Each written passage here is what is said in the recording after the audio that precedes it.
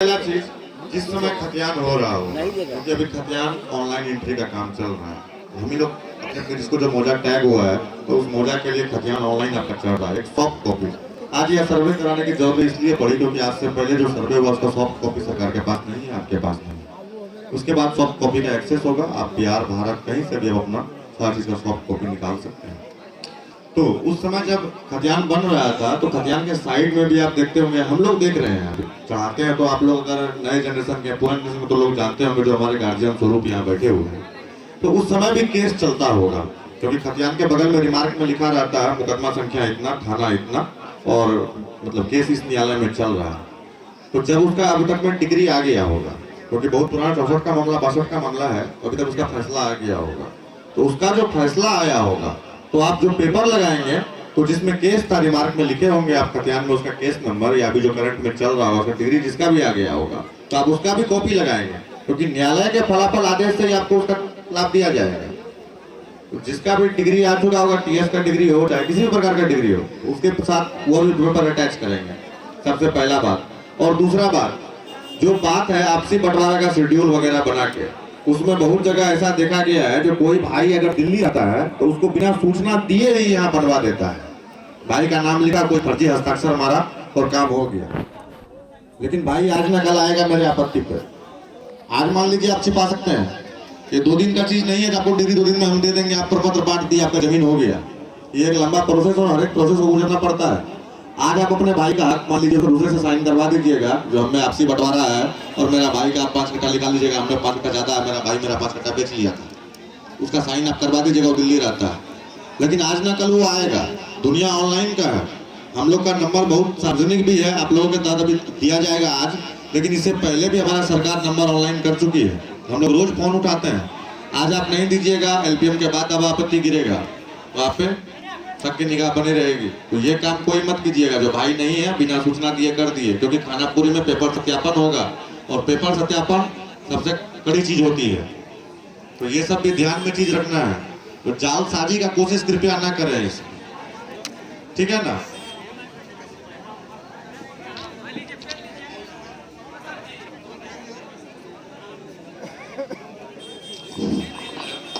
जी sir बोलिए। क्या हुआ? मेरा नाम आशीष रंजन हुआ। Thank you for giving details information regarding this survey. Ji My father died 20 years ago.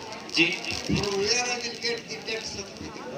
आप जिनका डेथ सर्टिफिकेट नहीं बन सकता, अनुमानित डेट से आप मुखिया या सरपंच जी के यहाँ जाकर के उनके लेटर हेड पे लिखवा देना है कि हमारे पिताजी 50 साल पूर्व देहांत कर गए जी, वो वैलिड माना जाएगा सर। Suppose कीजिए कि हम 2 भाई 1 बहन जी हैं। जी बहन का डेट हो गया तो बहन को मृत दिखा देना है जी उसका certificate, death certificate देना पड़ेगा। जी। वो भी आप अनुमानित है, पता है तब तो ठीक है, नहीं तो अनुमानित आप मुखिया जी से लेटर हेड पे लिखवा लीजिए, वो वैलिड माना जाएगा सर। ओके। सुनिए सुनिए, आप प्रश्नों की ओर चलते हैं। सुनिए, आप प्रश्न की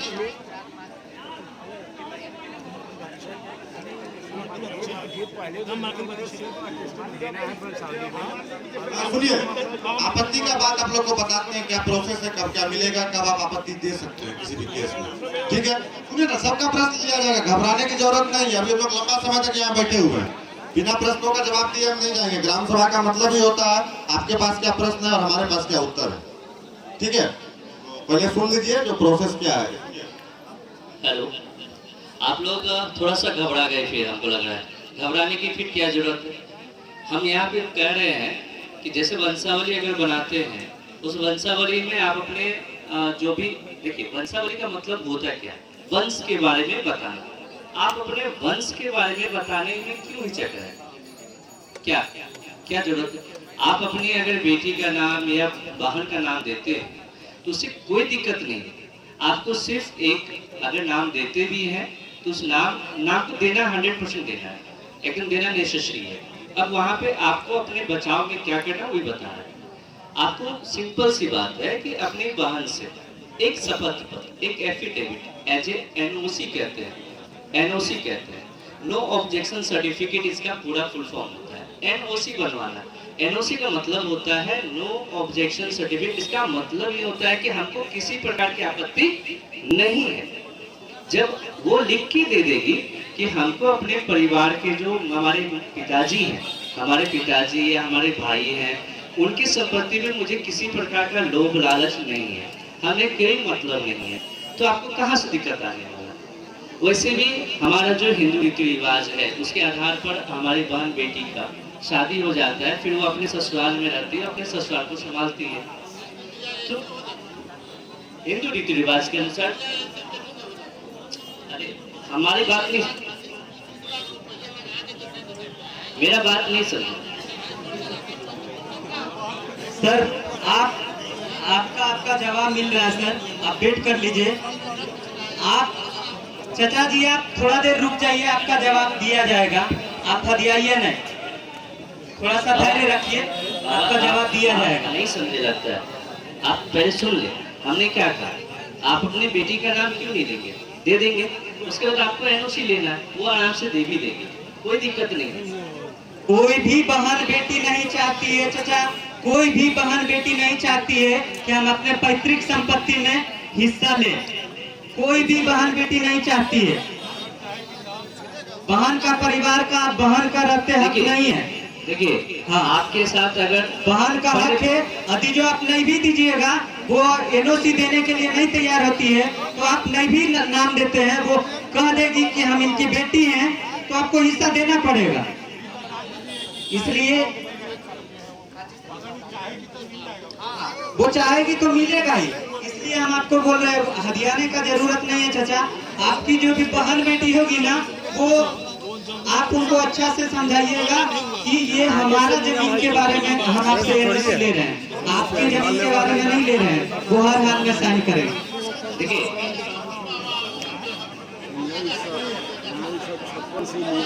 नहीं, देखिए परेशान होना नहीं है, आपको बार बार कह रहे हैं परेशान नहीं होना। देखिए, समाधान बता रहे हैं, आपके साथ ये घटना नहीं घटेगा। अगर वो यहाँ करेंगे तो फिर उसके ससुराल में तो परेशानी पड़ेगा। तो स्वाभाविक है कि आप लोग उतना दूर नहीं जाइए कि वो नहीं करेंगे, ऐसा मत सोचिए, क्योंकि आपने जिस जिम्मेदारी के साथ, जिस जिम्मेवारी के साथ आपने उसका विवाह किया है ना, तो स्वाभाविक है कि वो वापस इस तरह का व्यवहार नहीं करेंगे। फिर भी कोई बात नहीं, आप लोग परेशान नहीं हुए, क्योंकि बात करने से बात बनता है, और बात ही नहीं करेंगे, पहले ही समस्या क्रिएट कर लेंगे कि नहीं ऐसा नहीं होगा, तो फिर वो दिक्कत है। ठीक है, ये जो फॉर्म है फिल करने के बाद, ये फॉर्म फिल करने के बाद जब आप लोग फिल कर लीजिएगा, तो हम आपको सभा समाप्त होने से 10 मिनट बाद हम लोग आपस में विचार करके आपको बता देंगे कि ये फॉर्म कहाँ जमा करना है। ऐसे हमारा शिविर है महना चौक से 1 किलोमीटर पूरब, पंचायत सरकार भवन, महिमा गोपीनाथपुर में। आप वहां भी जाकर के फॉर्म को जमा कर सकते हैं। और विशेष जानकारी के लिए हम आपस में तीनों अमीन बातचीत कर लेते हैं, विचार विमर्श करके आपको बताएंगे आपकी सुविधा अनुसार कहाँ आपको जमा करना है फॉर्म को। फॉर्म जमा करने बाद सारा चीज का फोटोकॉपी लगाने के बाद आप 10 रुपया का एक बटन वाला फाइल आता है, उसमें आप अपना अपना अलग अलग इंडिविजुअल उस फॉर्म, उस फाइल में बटन लगा करके ही जमा करेंगे। ऐसा नहीं, आप नहीं ऐसा करते हैं तो हमारे पास बहुत सारा मौजा है। किसी तरह बारिश हुआ, भीग गया, हम बारिश में सफर कर रहे हैं, किसी कारण बस भीग गया, तो आपको भी प्रॉब्लम होगी, हमें भी प्रॉब्लम होगी। इसलिए आप 10 रुपया का एक फाइल बटन वाला आता है, वो लगा करके ही दीजिएगा अपना सारा डॉक्यूमेंट। ऐसा नहीं है जिनका दाखिल खारिज नहीं हुआ है वो करवाइएगा, और पहले ये फॉर्म हर हाल में फिल करके देना। ये फॉर्म फिल करने का समय आपको 1 महीना का दिया जाता है, 1 अक्टूबर तक ही फॉर्म जमा होगा। किसी कारण बस ये फॉर्म नहीं जमा करते हैं तो घबराने का जरूरत नहीं है। इसका जो 4th स्टेप है, ये फॉर्म जमा होने के बाद हम लोग आपके गांव में किस्तवार का काम करने के लिए आएंगे। किस्तवार का मतलब हुआ हम आपके एक एक प्लॉट का वेरिफिकेशन करने के लिए आएंगे कि कौन सा प्लॉट किनका है। उस टाइम भी हम आपसे जानकारी लेंगे आपका भी फर्ज बनता है कि आप हमें सहयोग करेंगे। कोई रैयत अपने प्लॉट पे नहीं पहुंच पाते हैं किसी कारणवश, हम आम सूचना दिए कि कल से किश्तवाड़ का काम आपके मौजा में शुरू करने जा रहे हैं। किसी कारणवश कोई रीजन से वो बाहर हैं तो आप लोग से आग्रह रहेगा कि आप हमें उनका भी जानकारी दें ताकि हमें अपने काम को करने में सहूलियत मिले। किश्तवाड़ जब करेंगे, किश्तवाड़ करने के बाद आपका फिर आम सभा होगा, उसमें हम खाना पूरी का काम करेंगे। जो आपके ग्राम में ही आकर के अलग अलग मौजा में करेंगे, उस टाइम फिर से आपको उस टाइम हर हाल में हमें जो जो डॉक्यूमेंट का डिमांड करेंगे उसका ओरिजिनल और फोटो दोनों आपको देना पड़ेगा। खतियानी जमीन तो खतियान देना पड़ेगा, जिनके पास नहीं है वो अभी टाइम है, निकलवा लीजिएगा नकल। ऑनलाइन के लिए आप परिमार्जन कराइए चाचा, आपका क्वेश्चन का जवाब मिलेगा, थोड़ा वेट कर लीजिए, स्टेप बताने दीजिए सर। उसका बता रहे हैं, थोड़ा देर वेट कर लीजिए, स्टेप बता ले। खाना पूरी के बाद आपको एलपीएम दिया जाएगा, एलपीएम एंड पार्सल मैप। उसमें जो आपका रहेगा, जो हम खाना पूरी करेंगे उसमें आपको हक देंगे, मालिकाना हक देंगे कि ये आपका जमीन है, इसके मालिक आप हैं, इसका रकबा इतना है, इसका चौहद्दी ये है। जैसा कि हमारे सहयोगी आपको बताएं, 3 पेज का एलपीएम देंगे। एलपीएम जब देगा उस टाइम भी हम आपसे आग्रह अभी ही करते हैं कि आप अपना एलपीएम जरूर दें। हम एलपीएम हो सकता है कि जनप्रतिनिधि के यहाँ जमा कर दें, बट आपको आम सूचना दे दिया जाएगा कि फलाने व्यक्ति के यहाँ एलपीएम का है, आप ले लीजिए। सर्वे का कोई भी काम रहे, आप लोग से मेरा आग्रह रहेगा कि सर्वे का जब भी आम सभा हो तो आप लोग अधिक से अधिक संख्या में पहुंचकर उस जानकारी को प्राप्त करेंगे। जब आपका एलपीएम बटेगा, एलपीएम में किसी तरह का दावा आपत्ति आपका है, किसी तरह का मिस्टेक है, किसी तरह का भूल हो गई है, हमसे भूल हो गई है, आपसे भूल हो चुका है, तो आप पिछला सर्वे में आरएस के टाइम में दफा 3, दफा 6, दफा 9 चलता था, इस टाइम है 15, 30, 90। इसमें आपको 3 बार मौका मिलेगा दावा करने के लिए ये जमीन हमारा है। किसी तरह का मानवीय भूल हो चुका है, सॉफ्टवेयर भूल है, मिस्टेक है, तो उसमें आप 3 बार दावा आपत्ति कर सकते हैं 15, 30, 90 में। पहला होगा उसमें हमारे जो फर्स्ट जो आप करिएगा उसमें हमारे सुनवाई दावा आपत्ति के कानूनगो महोदय करेंगे। सेकेंड दावा आपत्ति में हमारे सहायक पदाधिकारी महोदय करेंगे, और तीसरा हमारे दावा आपत्ति आप करिएगा उसमें सुनवाई जिला बंद पदाधिकारी महोदय करेंगे।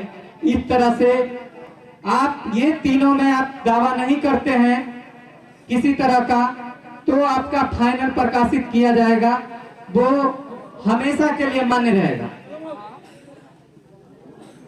यही हमारा सर्वे का प्रोसेस है, विशेष सर्वेक्षण। देखिए